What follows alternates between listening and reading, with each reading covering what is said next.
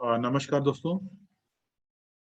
मैं आप लोगों के सामने एक वैसे ही देख रहा था कि अगर हमारा मार्केट को गिरना हो तो क्या कारण हो सकते हैं। ऐसे तो कई कारण हैं, लेकिन एक प्रमुख कारण है जो कि हमको इग्नोर नहीं करना चाहिए, और वो कारण है चाइना।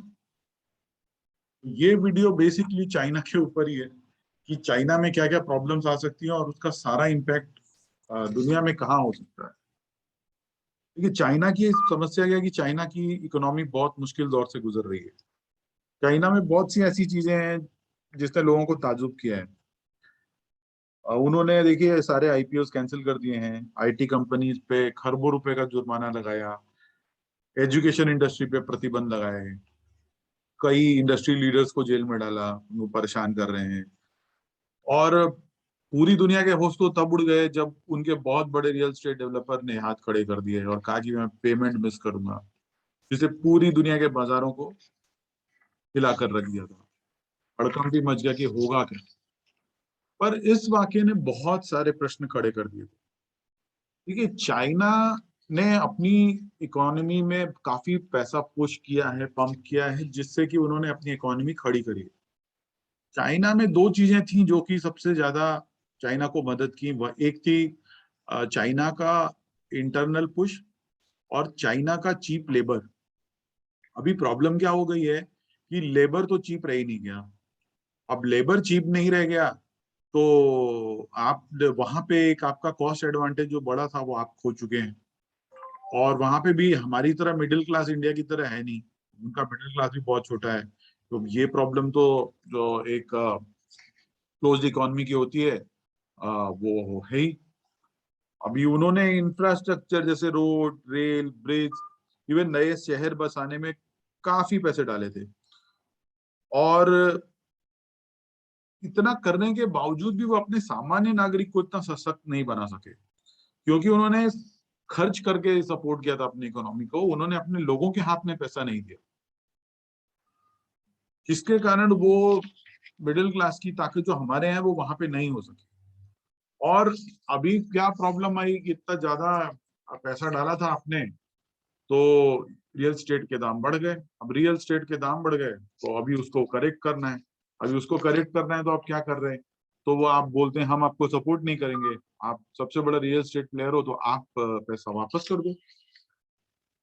अभी वो पैसा वापस कहाँ से करे? अभी उनकी दूसरी समस्या जो सबसे बड़ी आ रही है वो है बिजली के संकट की, क्योंकि वहां पे वो पॉल्यूशन से लेके सारी चीजों पे अटके पड़े हैं। तो एनर्जी का कॉस्ट भी हाई हो रहा है, रिटायर्ड लोगों के पास पैसा नहीं है, और अपना जो उनका ग्रोथ मॉडल चल रहा था उसके कारण उन्होंने आईपीओ भी बंद करके रखे। ये सारी चीजें भविष्य में मुश्किलें पैदा करेंगी, और इसका जो सबसे बड़ा प्रॉब्लम आएगा उनके चाइना में भी आएगा कि वो सोशल अनरेस्ट हो सकता है वहां पे। वो कम्युनिस्ट कंट्री है, सोशल अनरेस्ट होगा नहीं।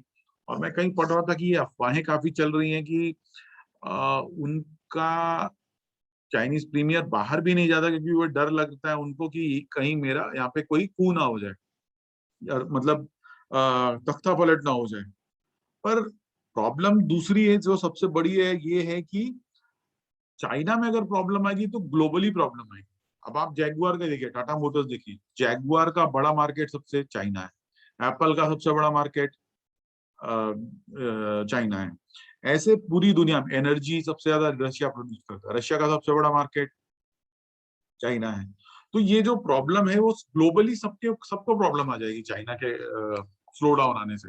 वो जो लोग बोलते हैं कि चाइना से पैसा निकलेगा इंडिया में आएगा, अरे पैसा डालने के लिए वो ताकत भी तो होनी चाहिए। और आप कोई भी इंफ्रास्ट्रक्चर डेवलप भी करेंगे, अगर आप कोई कंपनी भी शिफ्ट कर रहे हैं, वो एक दिन में थोड़ी होता है, उसमें समय लगता है। तो ये नेट नेट उसका पूरा का पूरा असर जो आएगा वो पूरी दुनिया पे ही आएगा, और हम उससे अछूते नहीं रहेंगे। जो जो इनका दौर 1992 मतलब 1992 से शुरू हुआ था रूरल इकोनॉमी से, और वो उसका बहुत बड़ा शिफ्ट अर्बन पे था अभी।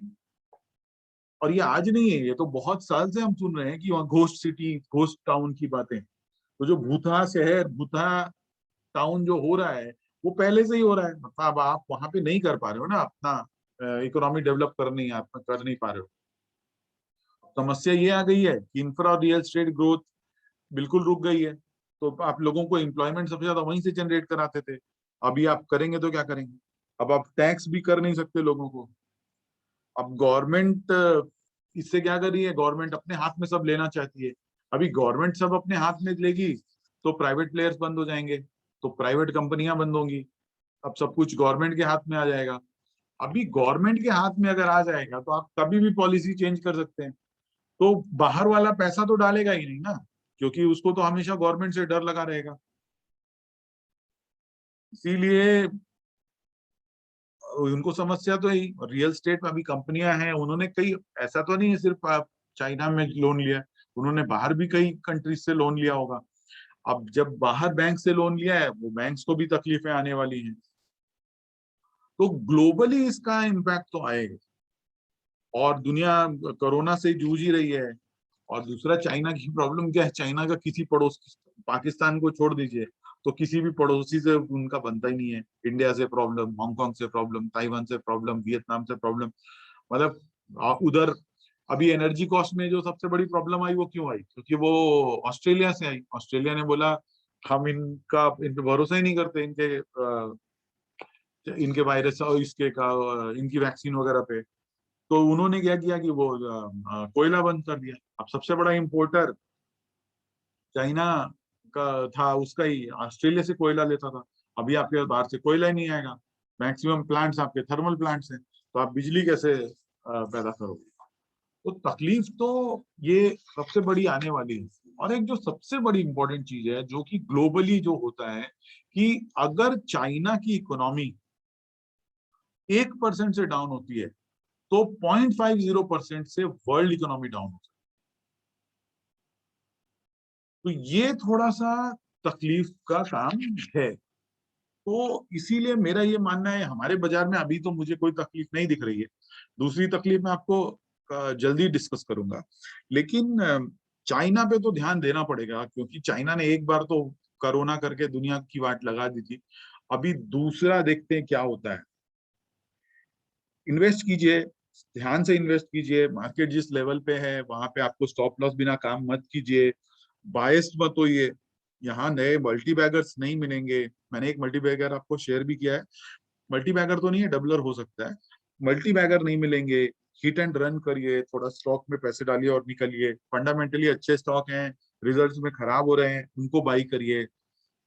उस तरह से अपना पोर्टफोलियो बनाने की कोशिश कीजिए। थोड़ा पैसा कैश में भी रखिए, अगर सडन नी जर्क रिएक्शन कहीं पे भी मिलता है तो स्टॉक्स चुन के रखिए, कौन से स्टॉक लेने हैं। और सबसे बड़ी बात, चाइना पे ध्यान रखिए, क्योंकि चाइना ही बड़ा कारण बनेगा अगर ग्लोबली मार्केट्स को खराब होना है तो। आज के लिए इतना ही। धन्यवाद। नमस्कार। जय हिंद, जय भारत।